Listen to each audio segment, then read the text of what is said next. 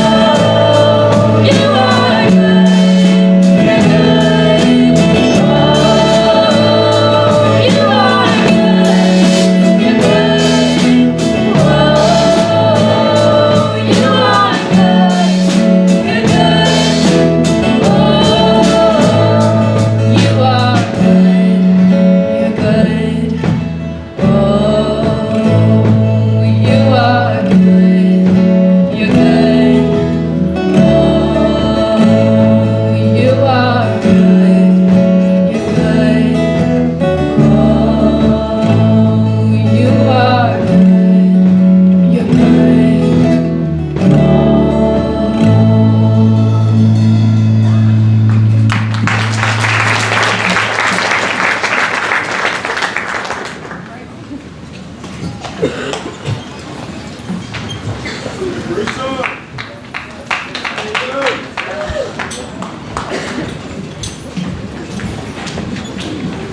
let's give it up for the praise team. They did a fantastic job. They were a little nervous today because they were filling in for the seniors, but we're in good hands for next year, it looks like. You guys did a fantastic job. All right, every week when I get up here, I always say we have someone very special today. And we do. We have someone very special today. Most of you know Mr. Rohit, who is our maintenance man. And I'll tell you what, this school would fall apart if it wasn't for Mr. Rohit. So I've asked him to come this morning to share his story with us, and he's going to do that. So Rohit, if you'll come on and share your story with us. Let's welcome Rohit today. Thank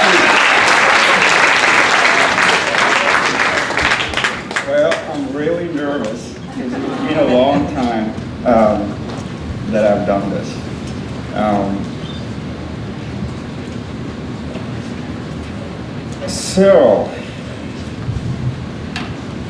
Wow. I'm not a public speaker, so I like hiding behind the curtains. Well, my name is Rohit, and originally I'm from India, and English is my third language. I speak two other dialects. Every state has their own language, so if you go from one state to the other and you try and speak, let's say my language, which is Telugu, in another state, they will not understand you. So, but thankfully, English is widely spoken, and most people can make out bits and pieces of English language. So I have a question for you. Now, do not answer this. How many animals did Moses take into the ark? You gotta raise your hand. How many animals did Moses take into the ark? He's dead! Did Moses take animals into the ark? No. That was really good. I'm impressed.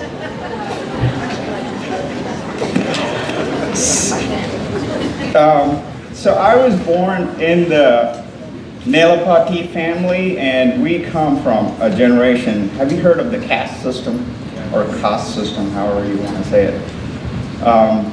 We are known to come from the Brahmin family, who are the high priests of India. They're the people who orchestrate, idol worship. They're the main people. They're like the pastors for Hindus. And but thankfully, my great-grandfather happened to go to the marketplace to buy some groceries, and then encountered this one gentleman who was sharing the gospel out loud in the market and ended up getting saved. And so I'm like the third generation of Christians from my side of the family. And giving up something that the country considers really important. I mean, Christians are a minority in India, and you face persecution every day on a daily basis. And which I find it really wonderful to think, like, wow, I was born in a Christian family, and then, I had all these generations before me. My dad's a pastor, my grandparents were pastors, and on the other side, they were evangelists. My grandfather was a World War II veteran. He was POW in Burma, and he was very strict. But when it came to, the grandkids, he always showered us. I mean, I remember waking up every morning, going into his room, because, in India, families live together. So let's say if the father has two children, they obviously build this giant house or apartment and live together. So it's more like communal living.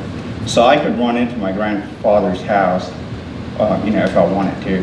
But in this case, we all lived under one roof. So I would go into his room, and then, if I was still asleep, he would wake me up in the middle of the night and give me something to eat, just because he went to the market and got some really yummy stuff. So he was kind of funny like that.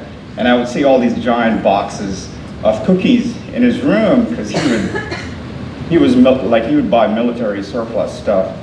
and store in his room, but he loved his grandkid. And I have so many memories just growing up, the smells. When you wake up early in the morning, first thing you hear at 6 o'clock early in the morning is the prayers that the Hindus, call. Not only the Muslims, you hear the Muslims too. There's more like at 5 o'clock.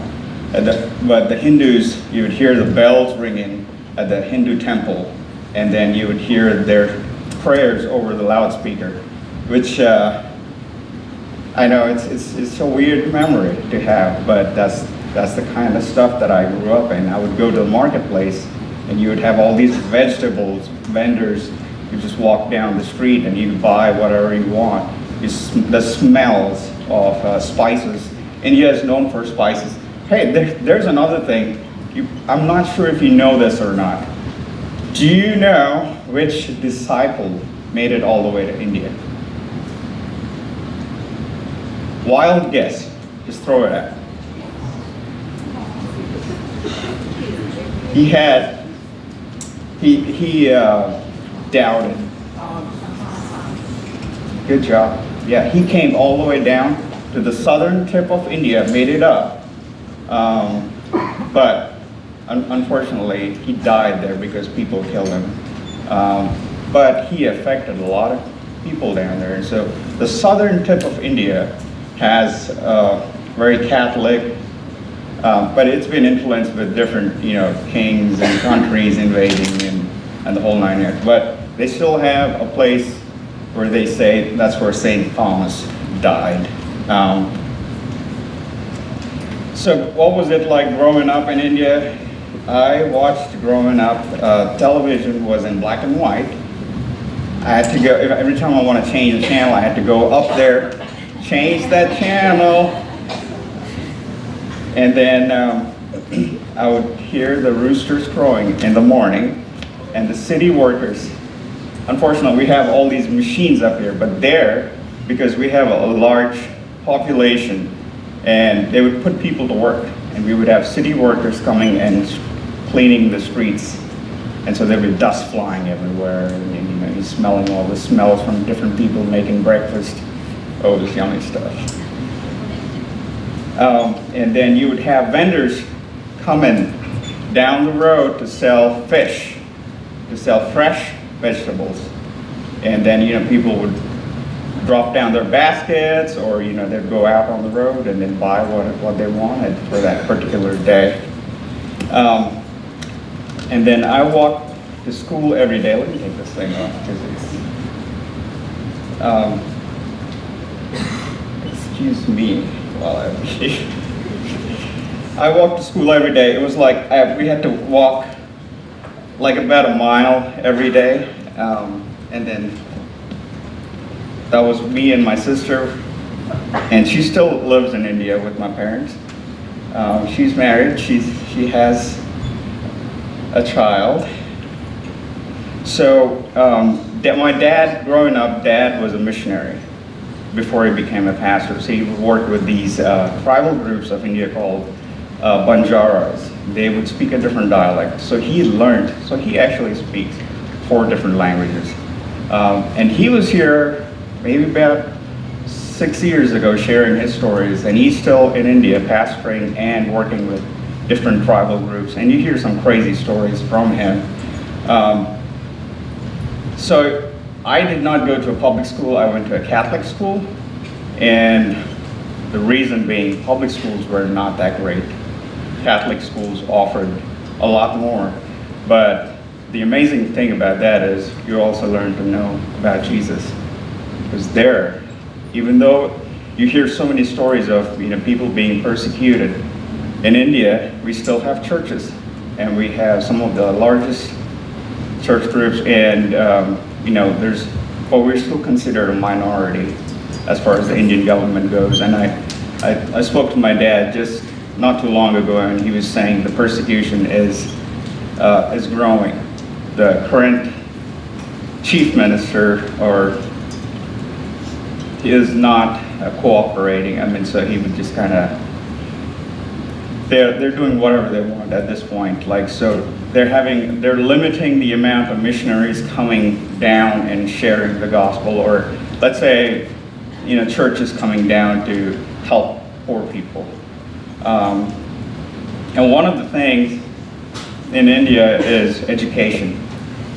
Education is considered huge, very big, more bigger than, let's see if I can get to that part. So here's where I'm from. It says Hyderabad, India, 6.81 million people living in that small city. I'm down south central, so we're not really close to the coast. We have to travel several miles to go, see the ocean or anything. So it is so high, they put a lot of pressure on a student. And I was trying to figure out what the stats were, and this morning, so education is considered high priority. There's a lot of pressure on the kid when you get to 12th grade, because you have to channel through these government-tested exams so you could qualify for different quotas. Everything is a quota.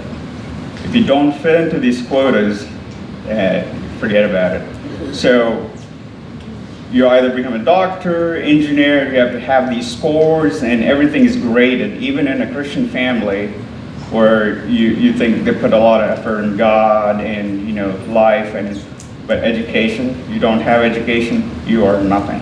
And it's still present today. So there's like 26 suicides every 24 hours. 26 suicides every 24 hours. And that was in 2016. So I was trying to find out what was it today, or in 2018.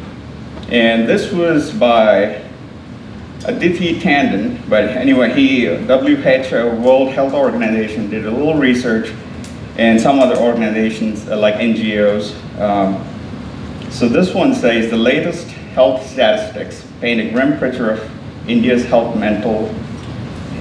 mental health, revealing that one person commits suicide every 4 minutes. This translates to 366 suicide deaths every day, and at 15 an hour. I just blew my mind this morning. It's been a little more than 15 years ago that I was in the same place. And it still exists today, which is just, education was not my strong point. I loved working with my hands. I would tear things apart just to see how they would work. Like, the worst thing I did was take my grandmother's radio apart. It was an old tube radio, and this thing glowed in the night. Oh, I was like, wow, what is that thing? So I tear it. Anyway, I got into trouble for that. But, like I said, education is such a high priority. Students cannot cope. There's no coping mechanism. We don't have colleges like TCC where they teach you, like skilled trades are not considered big because they don't pay you a lot of money and they're kind of looked down upon. So you have to either fit into these engineers or doctors or your professor and all these little cubes that they have built. And I was not one of them. So I really struggled when I got to 12th grade and I had to take this government test. I failed to the test, and that brought me down big time. And so I had to go back to school, and my parents were not very happy with me. Even though my dad's a pastor, he was busy doing his thing. Mother maintained a lot of the stuff at home. But it was a tough time for me. I kind of slid down that path that most young people should not, and started lying, stealing from my own house, and got into bad company that led me down. I started chewing tobacco, tried smoking, which I somehow did not like. And then, I would just tell my mother, hey, I'm going to college so I can study hard. And then I would just disappear down the street and not show up till, the time that I had to show up. And things were taking a big toll, and the stress was so high. People started calling my parents and said, hey, I don't want your son to be hanging out with my kids. He's a bad influence. And things just went drastically, and my parents would yell at me, and then I would just feel like, what? Everything that I did, it just fell and crumbled. There was no hope for me. I just felt hopeless. Depression took over. And so I was looking at all these different items trying to fill the void that I had. And I just could not understand. What, is this the only way that that we have to go through? Is there no other way? And unfortunately, at that point, there was no other way. And so the last thing I did was I went to the local store, bought me some poison, hoping to die. That was what I wanted to do, and consumed it.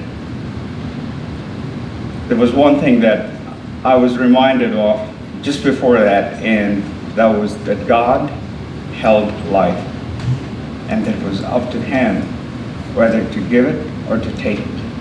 I remember that for some reason it was just a weird random thought that occurred to me.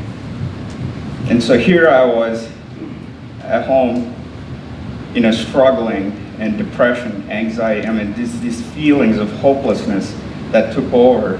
And I just cried out to God. I cried out and told Him, Lord, if I die today, please forgive me. But I know that You are the one that holds life. And I'm sorry if I may cry.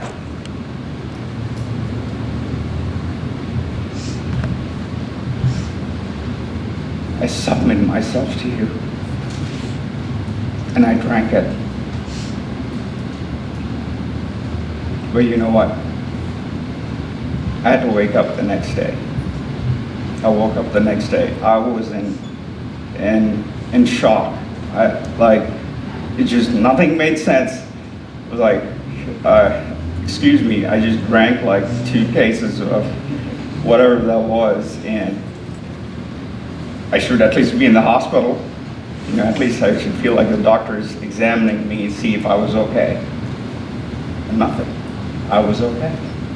I was fine. And my mother had to call me and say, hey, time to go to college. But that experience, it shook me so hard. I felt like God just kind of woke me up from my sleep and just knocked me upside the head and go, hey, wake up. And then I felt the reality of God. God came alive in that experience. And I felt like I needed to hang on to this one experience that made sense, which was not making sense at that point. Then I realized, God is, if I would have died that day, I don't know, I would have missed out on so many things, but God took a hold of me that day and then brought me out. God gave me hope. There was hopelessness. He replaced that. And I just cannot explain that in so many ways, but God brought me out. God gave me life. I should have been dead, or at least, somewhere, who knows where. But I was able to finish School of Drafting and Interior Design. I graduated out of it. And then it started, my life was revolving around ministry because I was so involved with Dad being in missions, and everything just tied in. It made sense. So I was just going one thing at a time, and working in the youth group, and we had this teen fellowship and working with the teens. It was an amazing experience because it was a long time before I actually confessed that to my parents. It was like 6 years after that had happened. They knew what I had done, and God brought healing between my parents and me. And then during my youth years, which now I'm like 39 years old, I came across this group of young people. They are from an organization called Youth with a Mission.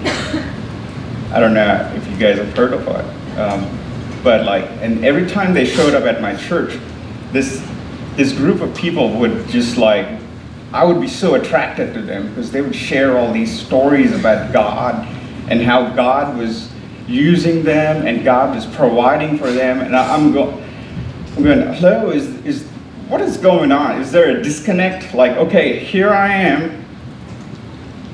I almost died, but now I'm saved. I accepted God as my personal Savior, but I feel like I'm missing something. There's this huge gap. What is going on? But every time these people would come, I would just be magnetized to them and hear their stories of all these amazing things. And I'm going, okay, here's the Bible. The Bible talks about all these miracles. Yeah, why is that I don't see it? Why is there not a difference in the people I see at church? It seems like, hey, every day they go to Sunday school or church, and then, the rest of the days they're drinking, smoking, whatever. Life just gets on. And I just didn't find that there was anything, I was looking in the wrong places.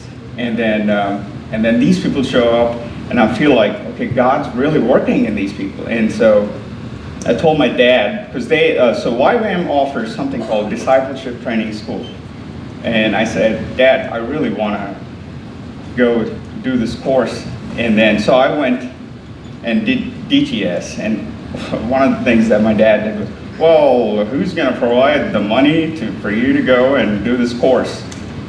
And I looked at him and I go, Dad, I feel like God's calling me. God will provide. And he surely did. And God provided the money, and I was able to go do a DTS. But this is where everything changed for me. This is where I found my calling. This is where I learned to hear God. Hear God at a level that I've never heard God before. God speaks in different ways. God speaks to me in pictures, and sometimes it could be verses from the Bible, especially when I met my wife. That's another story. I got lots of stories. I can just keep going all day long. When I met my wife, this is 2 weeks into knowing her, God spoke to me and said, "He who finds a wife finds a good thing." How amazing is that? But and it says, "Do not be conformed to this world, but be transformed by the renewal of your mind. By testing, you may discern what is the will of God and what is good and acceptable and perfect." And so this was my playground. I mean, God was showing me things that it just blew my mind. Because you have 3 months of lecture phase, and then 3 months of outreach. So you would be going to a different place. And so God was showing me all these pictures of flowers and these yellow flowers all across, and it just did not make any sense. And so this place that we went to for outreach, so anywhere in that place you have to take the bus, and it's packed. Let me tell you something about Indian buses. You know the population of India. I think we're like the second largest population. They are packed.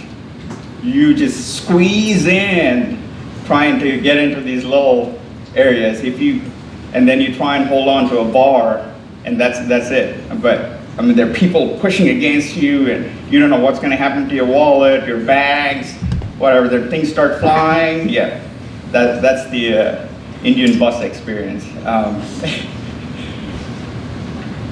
So the one thing I found when we got off the bus and I looked around, and everywhere, the side of the roads, they're filled with these flowers.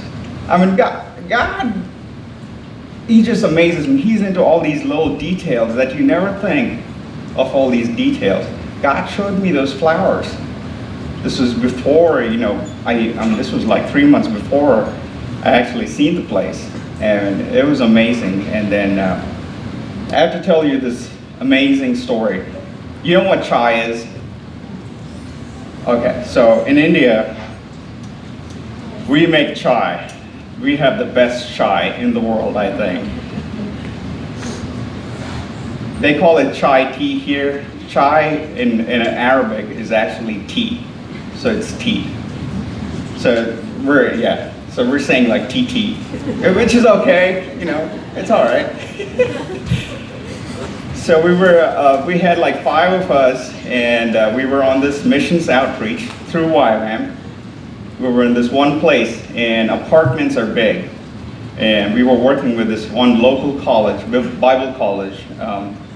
So we would go in, and then we would go into areas that they are ministering into, and then would go out on the streets, talk to people, share the gospel. That's what we did. But this one place that we went to, we had just gotten, it was like 9-hour bus ride, and we were worn out.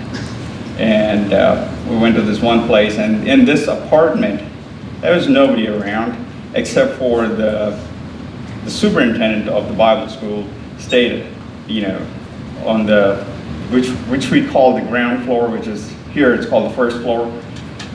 See, little things that, I had to relearn. And so we slept, they gave us an apartment, and there was nothing in the apartment. There was no way you could make anything. When you get up in the morning, you just have to wait till like 9 o'clock so you could go have breakfast with the other guys at the college, which was like about 15 minutes away. And here I was. I woke up early that morning, and I was having my quiet time, reading my Bible, and I just had this thought. It's like, God, I really love to have a cup of chai. And believe it or not, God said, yes, you will. Those were the exact words I hear. And I just jumped out. It just freaked me out. I thought, there was another guy sitting probably about a couple of yards away. And then I go to him, I was like, did you just say something to me? And he goes, no, I didn't say anything. And then I was like, that is so weird.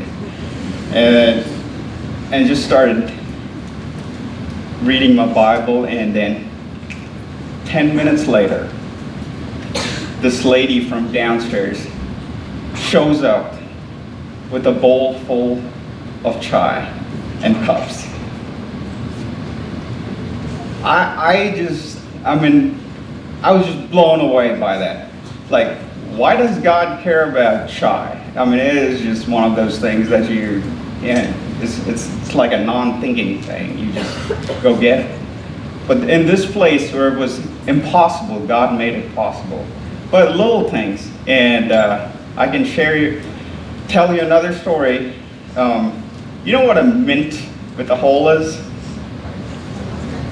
Lifesaver. Yeah, I think it's, where I was growing up, it's a brand called Polo. So we were at this youth conference. Now this is a different place. Okay, we're going to transform it to go to a different place. We were having this youth conference, and this was with the youth group that I was ministering with, and we just had lunch, and I just prayed. Hey, what's wrong with praying, right? God, do you think I could get a Polo? Or a mint with a hole? Or a lifesaver? And then I just waited. So time went on, 1 minute, 2 minutes, 3 minutes, and 5 minutes. And this little girl who's sitting maybe about just right, we were sitting on all these pews. At the end of the pew came up, in Telugu, Anna means brother. Anna, did you want a Polo? How about that? You guys, I just like, wow. Wow. And I'm telling you, I can just share stories after stories after stories of what God did. God healed a little girl of cancer. Now, this was out on outreach where God showed me in a dream about this one girl that was struggling and had demons inside her. Anyway, this was a random dream, but we were in this one place working with this one church group and ministering to, so this is what we would do. We would go out on the street and in Indian villages, you would walk for miles and then find a small village, and then you would share the gospel and you would present the gospel over there, and we would do choreographs, we would sing songs, and people would come up to us and talk to us, and then we would tell them that, you know, Jesus, there's a way to salvation and Jesus is it. So in this one place we went to, there was a lot of commotion going on. We couldn't figure out what was going on, and this lady brings out this young girl, and when I saw her face, I just was blown away. This is the same girl that I saw in my dream. It's the same girl, and the weird part about that was that I had shared that to the guys and girls who were in my team, that I had this strange dream. Anyway, and then when they all saw the girl and they're all looking at me, and I go, this is her. And obviously we didn't speak their language or anything, so we had a translator. Our leader thankfully spoke the same language as them, and they would translate. We've come to find out the girl had cancer, and she had visited every doctor that her family could afford, and she was on her last stages, and they had no other choice. So they brought her to us and said, just pray, just pray. And I'm telling you guys, we laid our hands and prayed. And there was not much praying, but God just poured out.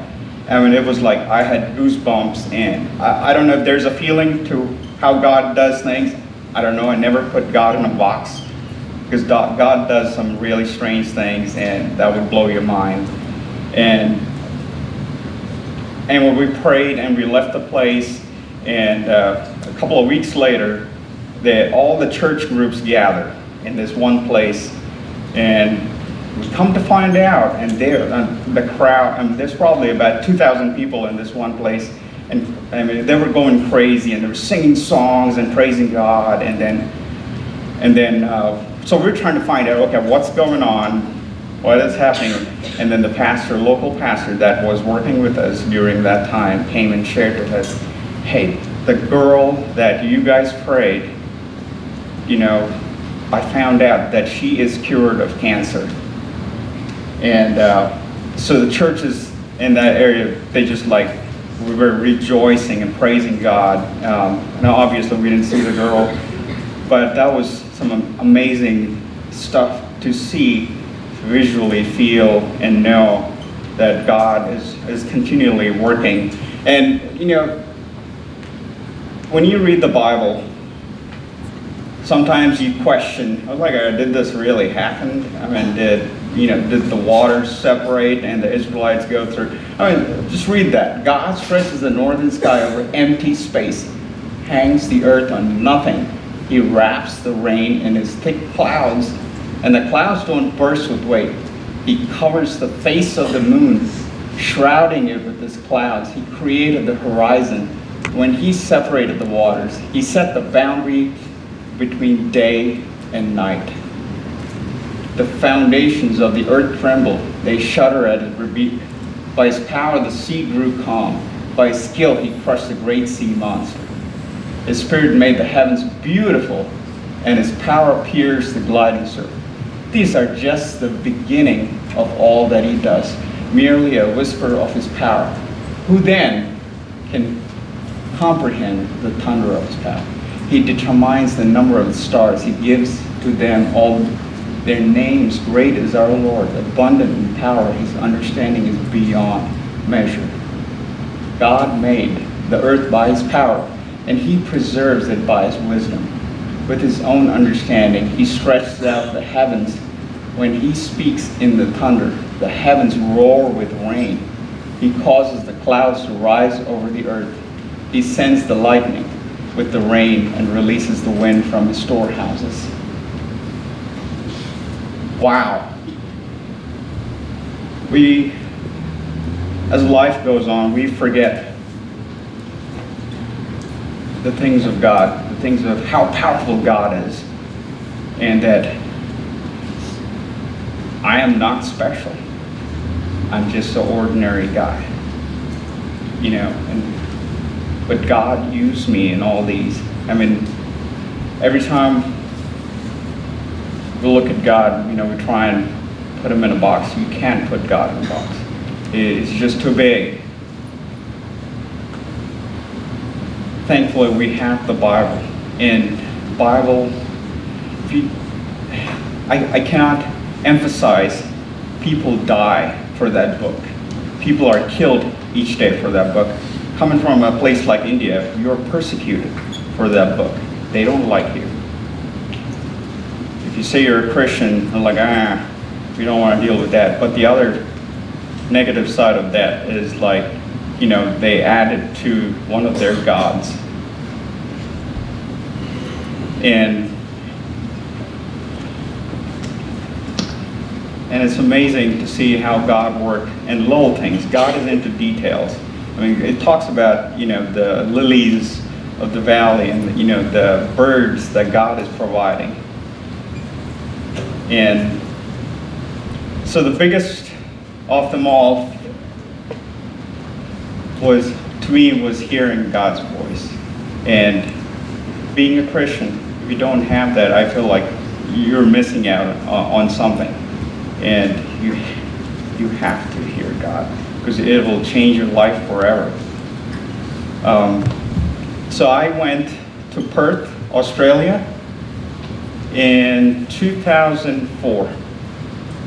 Now God had been, I had come back from Youth with Mission, Chennai, which was down south, came up to Hyderabad. I was back in my hometown, ministering among the youth and working with this groups of people that were coming down from Perth, Australia, who were part of YWAM.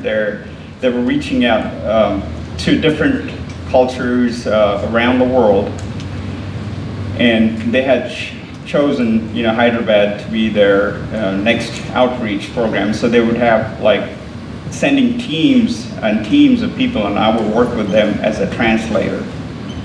And they came to our church, and I met this one guy.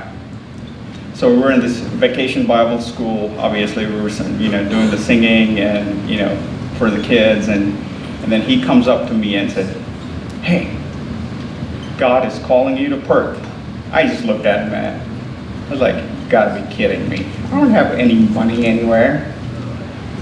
But see how quickly I went from, God did all this into I just kind of made God really small. And then he kept telling me the same thing 2 times again. And I just prayed out to God and said, "God, if this is what your will is, make a way for me."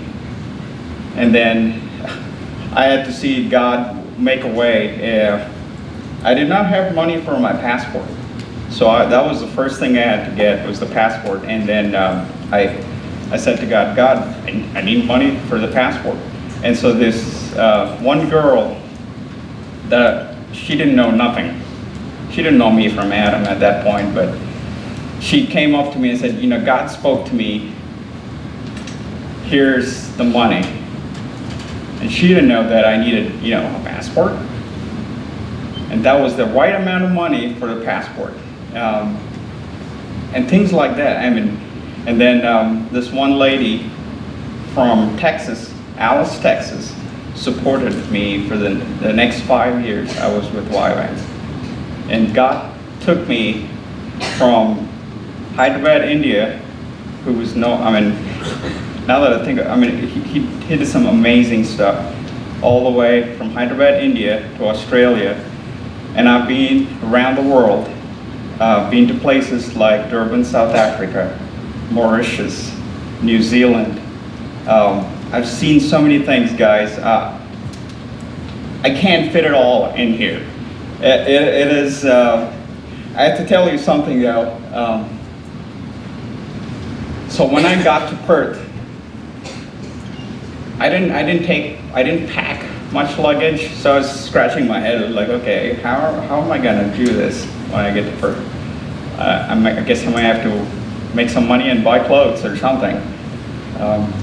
But when I got to Perth, and the lady goes, Colleen, that was her name, she was in charge of the housing department, and she came like, Ro, there is like these 2 suitcases for you. And I'm going, from who? And she goes, well, I don't know, we'll have to go. And so we found out that the church that supported me from Alice, Texas, the lady, Rosie Pierce, that was her name, she had packed these suitcases. I'm telling you guys, I had so many clothes in there, and toothbrush and underwear. What else can you need, right? And it was amazing. 2 suitcases filled with clothes and things that I need for the next 3 years. I had it in there. I mean, this is amazing how God provides and cares for once you start getting to know Him. Most of the time we make this huge, when you go to the grocery store, a grocery list is, every time we go to God, we have this grocery list, like, God, I need this one, and that one, and this one. If I were to approach another person, how would you relate to him? Would you say, hey, I want this, and blah, blah, blah, blah. You would get to know him, right? You would have a relationship with him. Because being a Christian doesn't mean you go to church and that's it. You have to have a relationship with God. And God speaks. God speaks in mysterious ways and amazing ways. But every time I think about it, if I did not choose God that day, I would have died. And I would have missed out on so many adventures that I've seen with my own eyes and witnessed. I would have missed out on this.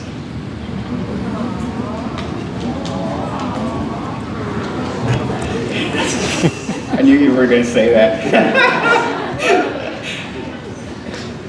So that's Matthias in the top right. He's our youngest. He's a cheeky fella. And that's Elsa. She's goofy, but she's very creative. It's amazing.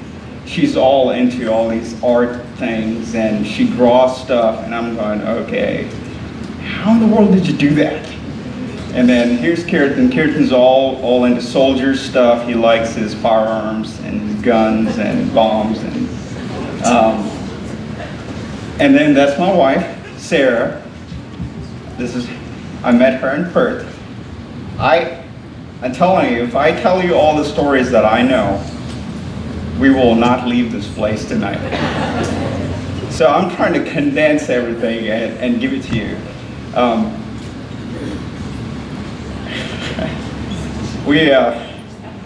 I have to tell you the story though, with her.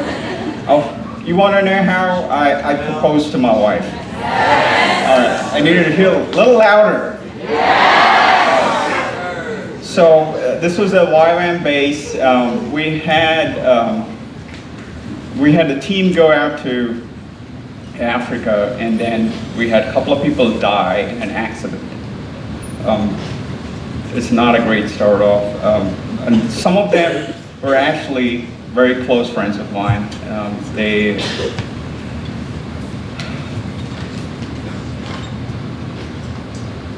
But we were going through this rough time. And as a group, we were about 500 people in this, we call it a YWAM base in Perth, Australia. And every evening we gather just before dinner and we share stories, good stuff, bad stuff. We pray for people. And this is just before dinner. And we had just gone through this phase of losing people. And God was speaking to me about proposing to Sarah. And God made a way for, that I could make a way by the ring, and it is a special ring. And I had the ring in my pocket, and I was struggling. I was struggling to make that decision. I was like, hey, here's the leadership. I don't know what they're going to say, because obviously in YWAM you just can't go do anything. You have to speak to your leaders, and they have to pray over it, and they have to hear God, and then it's very structural, and it was good for us in so many ways. So, but God said, proceed. You go ahead. So I took her out to this restaurant. Now Perth, if you ever get a chance to go to Australia, you should. It is absolutely gorgeous. Now I've been out in the boonies where, it's red dirt and you see camels, running out in the desert. You see spiders the size of my hand. Yeah, so I've been out, and it is a beautiful place. And then God said, just go out, take her out. So I took her out, and I still had the ring in my pocket. So we were at this restaurant. We just had our amazing dinner, and then I walk in. I had to wash my hands. So here comes one of the wait, and I don't know him from Adam. One of the guys there at the restaurant. Have you proposed yet?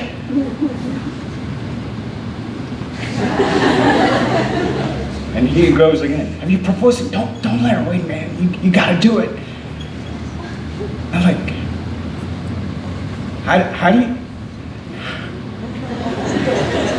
do you even know this? I mean, I didn't say that out loud, obviously. I was like, in my brain, I'm going, what in the world? How does he know? Like, did he see something I did not? Like, I didn't tell anybody, obviously. And then, but that was like a thing that, God said, okay, go ahead. And so they have this place called Kings Park, and it's up on a hill, and you can see the entire city of Perth. Perth is beautiful. It's got a lake and a Swan Lake, and there's lots of things to see. And so we were at this top of the city, and we had the view of the city down there.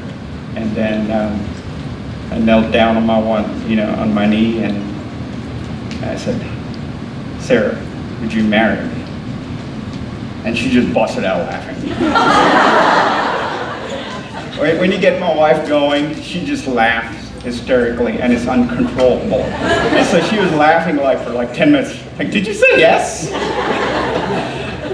And obviously we said yes. And the other amazing part of that one was we had fireworks that night. And there were fireworks. And I like, okay, God's timing, this is amazing. And so we had come back, and I had to call my dad. We don't date. Where I come from, they arranged the marriages. So this was totally out of the blue for me and my family. I had to explain what dating was to my parents. So we go back to the base. Obviously we're supposed to share this with 500 people only. And I was so nervous. And so I went up to the microphone and said, hey guys, I proposed, and Sarah said yes, and then everybody just there was a joyous occasion that just erupted, and all the people I know, and they were just taking the chairs and going crazy, and then it made me really more nervous. And then the base leader, who happens to be the leader of the base, he came over and said, bro, that timing was perfect. And I was praying all this time for something to happen, for a joyous occasion to erupt in this place, because we've been dealing with all this loss of life for this long, and this was perfect. And I just don't, and I got so many stories like that, and so I still think today, if I would have died that day, because I was foolish. It was all about me. I'm I mean, God was there, but I was so blind. Like it was like a facade. I didn't see God. Like even though growing up as a, in a Christian family and stuff, and knowing all these people were, my dad, I mean, he disappeared for 2 weeks. We didn't know where he was while he was working with this tribal group. Anyway, we found him 2 weeks later because one of the local police officer whom we know traced him back, and that he was put in jail because he thought he was part of this Naxal group. He was a communist group. Anyway, things like that. I was like, God's amazing. He's into the little details that you never think that he's into. And so here's my question, guys. You heard all the stories, and I can keep going. Is God calling you? I know Kevin's doing this mission trip, and there's a group of them. Go. It is an amazing way to witness. If you feel like, you have all this stuff, you don't understand. Growing up, I did not have all that stuff that you have. You have a ton of resources. This is amazing. America is an amazing place. They got a tool for everything. I remember the first week I came, they were taking grinding the root of a tree. They have a tool for that. It's an amazing place. Most kids do not see stuff like that. Like coming from India and coming from places like that, they don't have opportunity. They don't have parents like yours. They don't have clothes to wear. They don't have, food to eat every day. You have it. Share it. Be blessed. And you don't have to be perfect. I'm no superhuman being. I'm just an ordinary guy that God used in amazing ways. And you could do the same. You could do greater things. Hearing God changes lives. Once you know God, things come alive. The Bible came alive to me. Like I've read it 1,000 times before, but once I knew God, the thing came alive. Bible came alive to me. What kind of situations are you going through today? So here's an opportunity. Make a commitment. If you're not saved and you're kind of right at the edge of, we're not sure if this is real or not, I'm a witness. I have witnessed God, and He's changed my life forever. I will never be the same again. And this is your opportunity. Step up. Don't think of friends are like, oh, what is he gonna think? When it comes to the end, it doesn't matter. You're it. I have to tell, there was this when we were ministering, there was this rich businessman that we were ministering to. And we had shared the gospel with, he owned, a ton of houses, and, he would had a bunch of horses, and so he would make money and the whole 9 yards. And we would tell him, like, hey, this is the way to God. Give up your life. And then he said, oh, wait, I'll have to think about it. 24 hours later, we heard this news about this guy who got killed, and that was him. Did he know? You think he knew when he was going to die? No, he did not. We don't know what's going to happen next. We don't know, like, oh, I'm going to die this particular day. No, we don't. Life is short. We got to make good choices. Think about it, guys. God so loved the world that He gave His only begotten Son, that if you believe in Him, you will not perish. God made a way for you and for me And He made us so we could infect others through the gospel. And so I challenge you this morning, Ren, I challenge you this morning. God is calling you.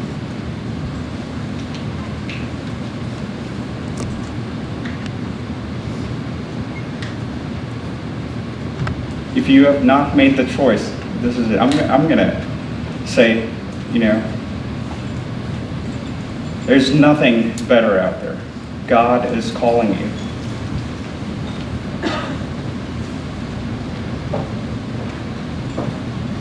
All we need to do is submit our will and say, God, this life is not my own. This is yours. Here I am. Send me. Use me. God, I love you. Take me to a higher place. Teach me more things about you. The other fact about this is we have all these amazing things. We have sports. We have education. We have things like that. These things are going to pass away. But you know who's going to be there? God. So I urge you, brothers, sisters, friends, stand up. Make that choice. Let's all stand as they sing.